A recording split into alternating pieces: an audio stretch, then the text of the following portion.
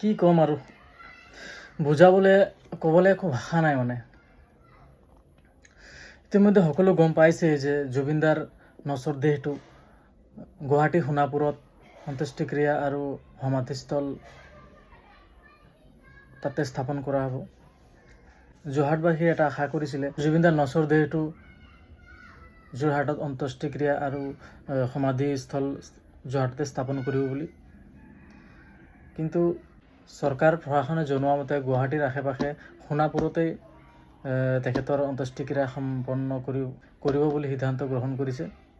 আৰু এতিয়া মাননীয় মুখ্যমন্ত্ৰীয়ে জনাইছে যে ২ নম্বৰ সমাধিস্থলী আমাৰ যোৰহাটত স্থাপন কৰা হ'ব বুলি।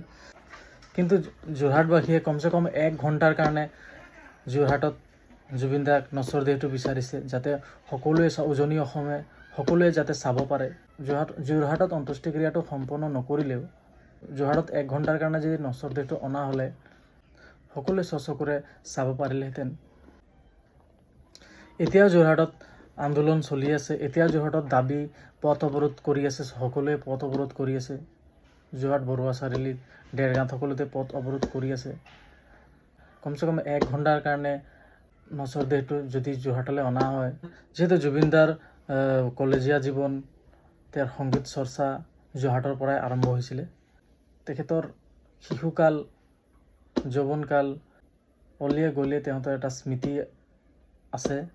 কমচে কম 1 ঘণ্টাৰ কাৰণে নশ্বৰ দেহটো যোৰহাটলৈ অনাৰ ব্যৱস্থা কৰক।